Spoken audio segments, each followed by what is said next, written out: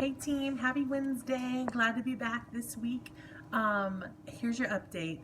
It's a long one, but it's really important, so stick with it. Okay, this week we welcomed a new team member to our team.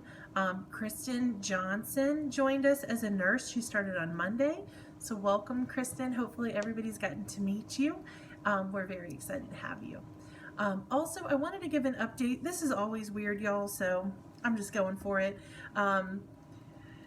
Both April Miller and Amanda Gerhardt have quit without really giving us any notice or any reason. So I want to be respectful to them about that, but I also wanted to let you know that they're no longer working with us. I'm unsure why they suddenly quit and why we really didn't get too much notice about that. So we'll continue to explore that with them directly. Maybe you can clue us in if you know. But here's what I did want you to know, that they're no longer on our team. So we've got some openings for those positions that we'll be filling as soon as possible. Alex and Charlie are working really hard to make sure that we close all the gaps and that we get the right people in the right place on our schedule. So that's been just a real core focus. Specifically, we know that the phones have been wild and we've been really working as a team to answer those. So I appreciate everybody's extra help. We are trying to add to our call center team specifically during the day so that we can help with some of the call volume that we're experiencing. Please don't take that as a bad thing. A veterinary hospital where the phone is ringing and we're having trouble to keep up means that we are doing well. So please make sure that you make a point to answer the phone. I know your department managers are going to talk to you about that too. Make sure you make a point to answer the phone in a timely manner. Don't avoid it, but know that we're doing our part to get people scheduled and in place. Very good. Okay. Beryl says care credits a go. Each customer care team member and assistant manager for the nursing team has their own login this time. A little bit different than how we processed it before. And for the rare occurrences when there's no CCS team or manager here, we have a nighttime kind of general use login that's saved under Q&A in Avamark. It's saved in Q&A in Avamark under the care credit section. And there's an SOP there on how to move through those. To be completely clear, I want to make sure that everyone understands now that we have care credit as an option, that's our primary financing choice. So if a client says, I need a payment plan, you take them through care credit first. If that doesn't work out or if that's not a choice that fits for them, next you go to iCare. This is great because iCare is not credit based. So people who have maybe a credit score issue or are having just some financing issues right then, iCare is a great choice. And then the third choice is Scratch Pay. So make sure that you follow that regimen. I really feel like with those three choices, we have something for everyone. I also feel very confident in not accepting checks anymore. So we can take checks for clients who we know. I'll kind of talk to you about how to understand the clients who we know going forward. But by next week, I'll have a firm policy in place on no longer accepting checks. So for this week, you just know to start advising clients that this is the last check that you can take. But by next week, we'll have a firm no check policy now that we have care credit back. All right. As a reminder, using the right the wrong codes, you must do an incident report with those so that we can track how and why we're using them. Again, it's not just a little gimme, it's something that we want to do to help to resolve a situation that we can hopefully learn from so that we can prevent those in the future. So it does help to resolve the situation for the client, but we still have to know on our internal spectrum where we went wrong and how we can fix that so we don't always have to have a right the wrong kind of formal process, if you follow me. I also wanted to make sure that everybody understood that Purina is our primary diet recommendation. I know that Amber posted on our social media a great article that apparently really sparked the curiosity of a lot of clients about grain-free and these heavily marketed diets that can maybe be misleading. Two kind of takeaways for this. One is, I never want you as a team to feel like you're inferior in any way because you can't answer every single client question that there is. No doctor can answer every client question about nutrition or any other basis. So please don't feel inferior or intimidated about that. No matter the client question that comes up in the arena of feeding, you should know that Purina is our primary base diet. That's what we recommend. We've followed the research on all kinds of veterinary exclusive diets. That's the one where we feel like they put the most into research and get the most out. They share the most with veterinarians, and it's been consistently the food that has the least recalls to it, as well as the most cutting edge available resources for pets to use as a prescription diet line. So for all those reasons, Purina is our primary recommendation. If a client has more intense questions about what we recommend or specifications for feeding their own pet, they should schedule an appointment with a doctor to discuss it. It's not something that can happen over the phone. It is an appointment that needs to happen. I usually recommend with rounding it into their next appointment. That's a great discussion to have at an annual about what diet their pet should be eating. So team, please don't feel bogged down with trying to answer all these questions or trying to brush up. Certainly if that's your personal interest and you want to go deep into learning more about these diets and how you can have quality discussions with pet owners, more power to you. But don't think that that's my core expectation at this moment. Really what I want you to do is just be aware of the information that we put out there. Stand firm that Purina is our primary diet recommendation, and that's why we teach you about those diets. And then from there, move on to scheduling an appointment, but don't feel like you have to get into a phone debate about that. Just wanted to make sure that you felt comfortable with that. Please also don't be confusing incident reports with CCOs. There is a drastic difference. Let's talk about a CCO first. CCO stands for client communication, and that's where you're going to have an exchange with the client. Yesterday, this is just a fresh example for me. Yesterday, I answered the phone for a client who was unable to get her large dog in the car to bring him to us, as well as she had cost constraints, so she was not going to make it in to get her pet's ProHeart injection in between her annual exam. So the pet had an annual in January, was now due for a ProHeart injection, but she couldn't physically get the pet here. Doing a house call for a ProHeart was not an option for her either, because she had limited finance and that would have put over her budget. So we made a decision to switch her to Sentinel and made a future appointment for retesting for heartworm prevention. So that situation would have called for a CCO to explain why we changed from ProHeart to Sentinel without a visit. It was a judgment call that was made by me. I felt like it was the best thing for the pet to keep them consistent. It was something that the owner was able to manage. I gave her every disclaimer and warning about the risks of changing prevention. I gave her all the information that she needed to know. So I put in a CCO to explain that, to explain all the details that I gave her, and to explain that I filled the Sentinel at that point. So that's the kind of situation that you would use a CCO for. Maybe a client also called just to voice some concerns that they had about communications with us, or maybe they voiced a concern about preference that was specific to their situation. Maybe you gave an update on a pet. All of those things would be considered a CCO.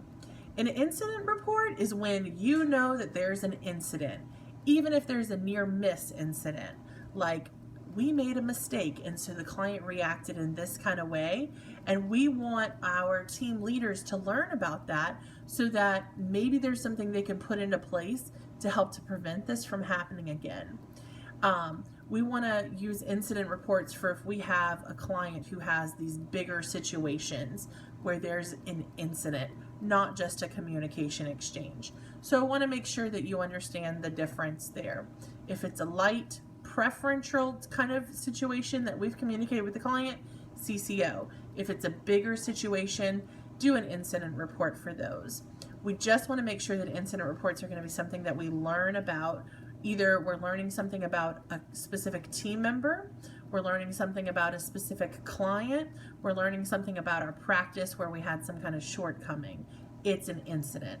So I feel like you'll know the difference now based on that little explanation. The next thing that I wanted to talk about is this tropical storm that's brewing in the Gulf. So we're still not quite sure exactly what's going to happen or where landfall is. I'm just kind of appointed myself to look out for it. I've been asking some team members, especially the resort, they have a lot of outdoor operations, so we're just kind of getting ourselves ready for bad weather per se. I'd recommend that you do the same thing at your home and make sure that you're just prepared for whatever you know your family's going to need. As far as clients go, I'm understanding that clients are now calling just to kind of ask maybe what will happen to their pet while their pet's in our care. We do have a hurricane or a natural disaster plan. It's really a heavy plan that's more focused on our internal operations though, and that's in our safety binder. But it's come to my attention that we really don't have too much for you to share with a client.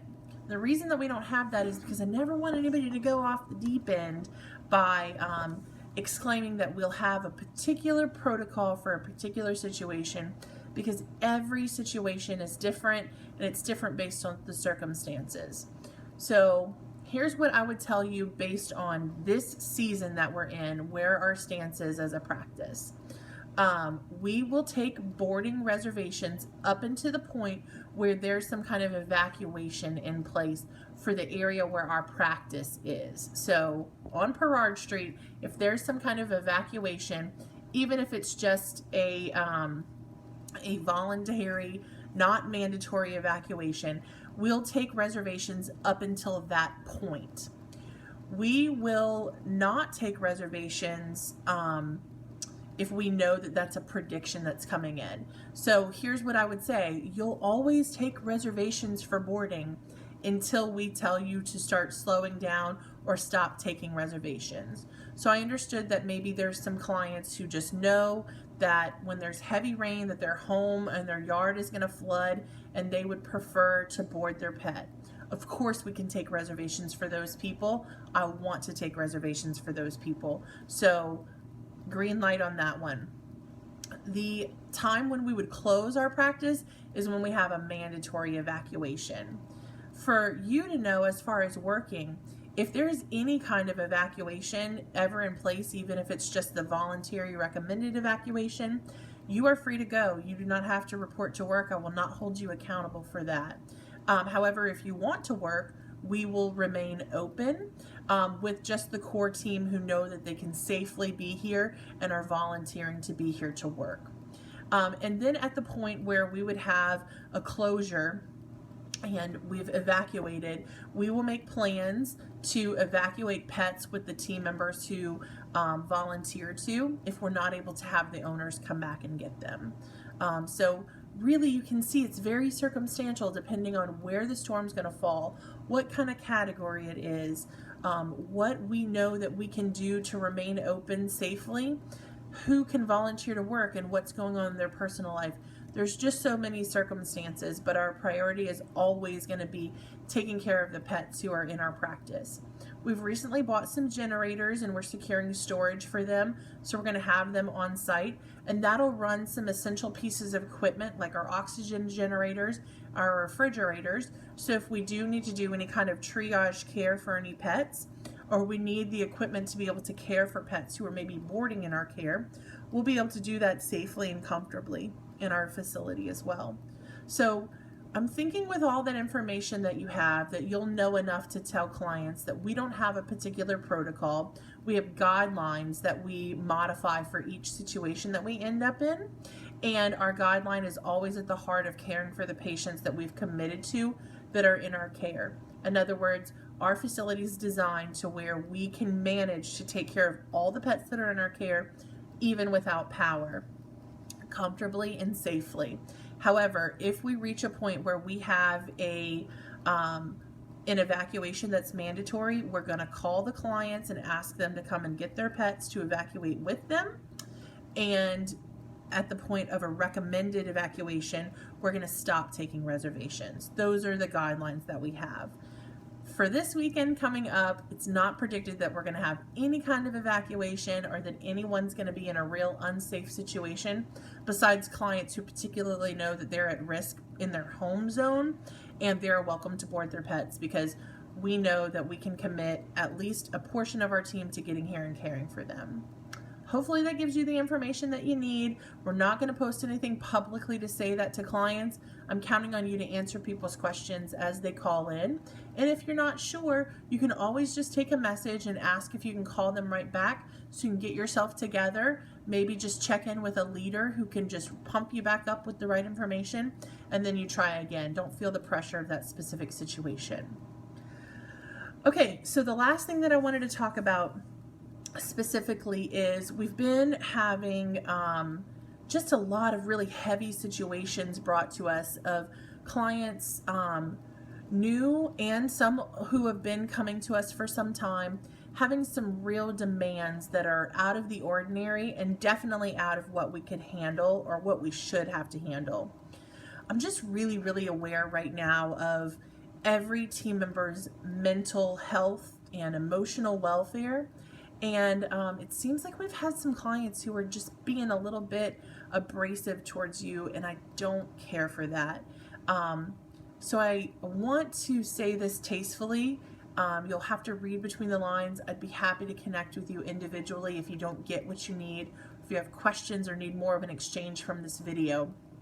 But I'm kind of at the stance of saying, again, every situation's different. But if you can see the whole situation and you're having an exchange from a client, and we did our part as the veterinary practice or as the boarding facility, the groomer, whatever capacity we've served the client in, if we did our part and we didn't make any critical mistakes or anything that was unforgivable or that we couldn't fix, but you have a client who's being verbally abusive, if you have a client who is having additional expectations that are over the top and unreasonable, that I want you to still be courteous and tasteful and polite to them, but don't feel like that situation really has to go anywhere. Just kind of excuse yourself from that situation, or tell the client you're really sorry, you're going to pass the information on, but it is what it is, and invite them to move on.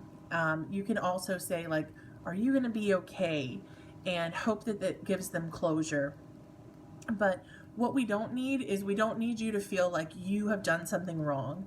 We don't want you to feel like you have to pass that up at all, because for fear that you're going to get in trouble, you're not. And sometimes there's not really even a need for us to explore why a client has unreasonable expectations that they made for themselves. These same people that we're talking about are the same people that you see blowing up in the drive-through of a fast food restaurant because their order was incorrect, or they're fussing at the dry cleaner because they were kept waiting, or they're chewing at a waiter at a restaurant. Just in the service industry, sometimes we get beat up, and we need to know that that's the case and that it's not a reflection of what we did wrong, unless of course we did something wrong. So I'm inviting you to take these things with a grain of salt. Know that we're on your side. I'm exploring a lot of things right now to help us as a team, just to safeguard us. Certainly right now, if you're feeling a lot of emotional pressure based on your performance, based on client interactions and things, I'm going to invite you to talk to someone about that.